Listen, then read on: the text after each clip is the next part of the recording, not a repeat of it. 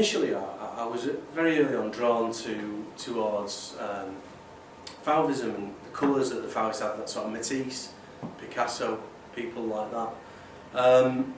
But also Lowry. You know, L.S. Lowry was quite an early sort of reason to look at paintings and to look at art really as such.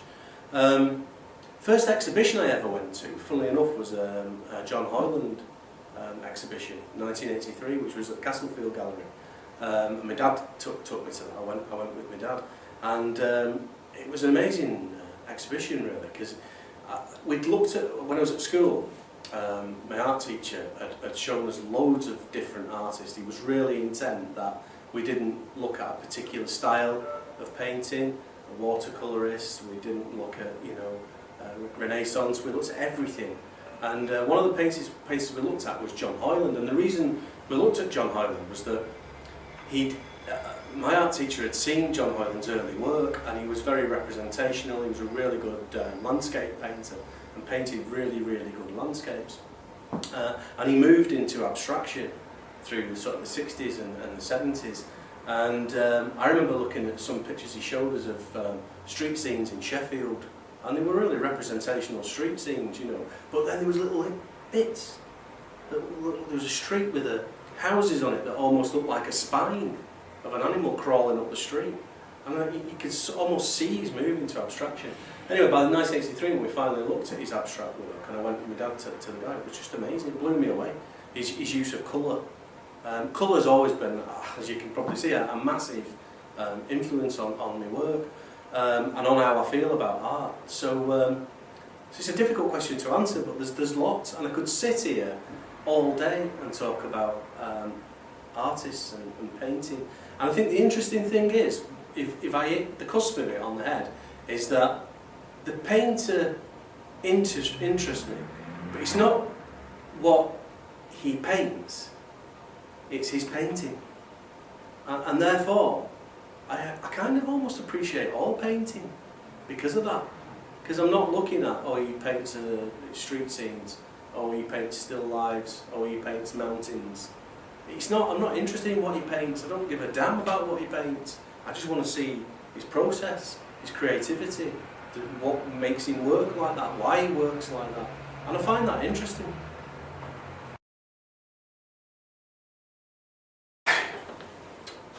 Another great question, and I think, if I'm honest to myself, it all started off as a child.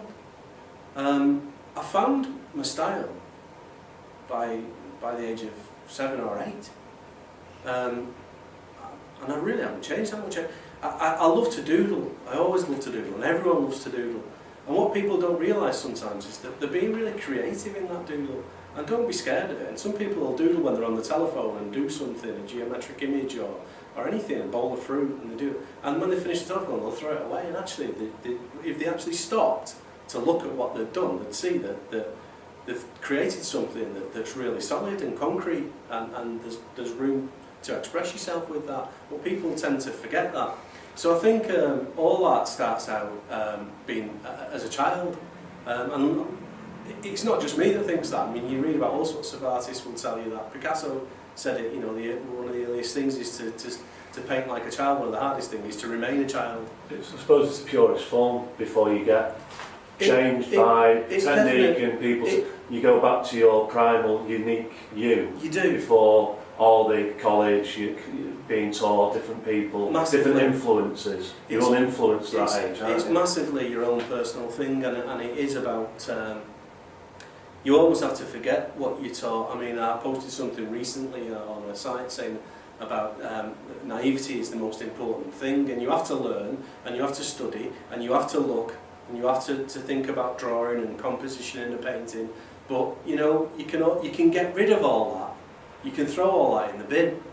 But you have to have that original desire, that original naivety, that original spark that made you want to draw something or paint something or create something in the first place. If you haven't got that, or you lose that, then you know what you're doing. That's your essence. That's the essence of you. It's the essence of where you come from. So I sort of 8 years old. That was what I always imagined that I wanted to be a painter, be an artist. We used to go on summer holidays to Cornwall, North Wales. I remember in Cornwall in particular, and we'd go, you know, you have the 6-week summer holidays, and off we'd troop down to Cornwall. And on every corner in St Ives there was a painter. Somebody painting, somebody creating. They'd be on the beaches, you'd find artists all over.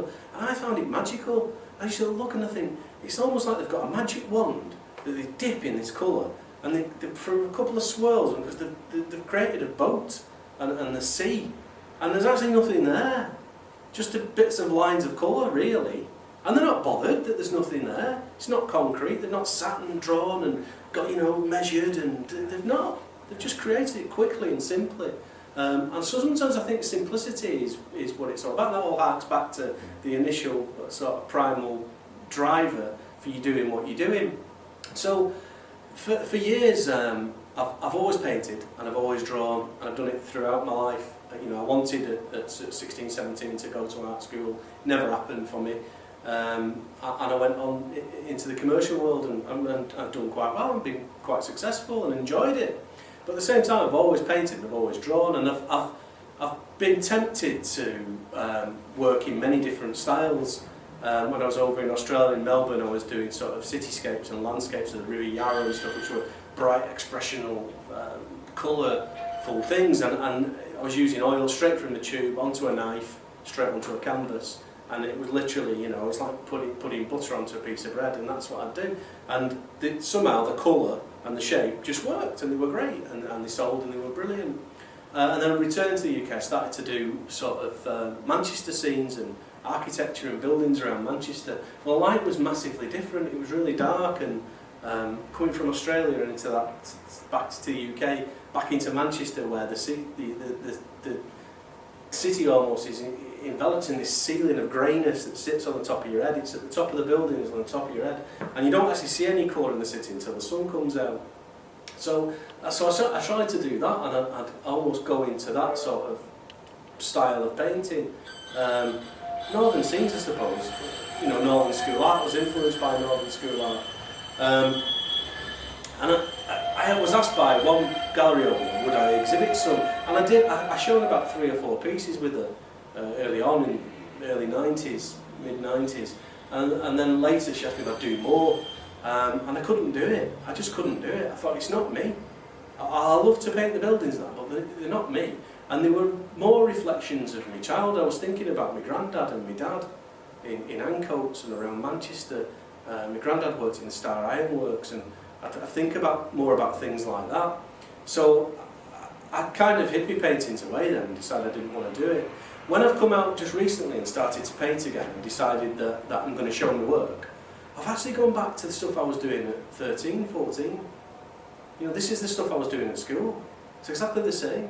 I remember once in an art lesson painting a playing card, an ace of clubs or something like that, and what I did was I put my best mate's face there and my face there upside down, and the card design in the middle, and it was very much like what I'm doing now, bright, colourful, expressionistic, but quite graphic in the shape of a card. And again, my art teacher came over and went, that's fabulous, Chris, that's brilliant, you know. And I was like, oh. And then I got a new art teacher about a year later who told me it wasn't art. She said, that's nonsense, it's not art, throw it away and get some watercolour paper and do me a watercolour of those flowers.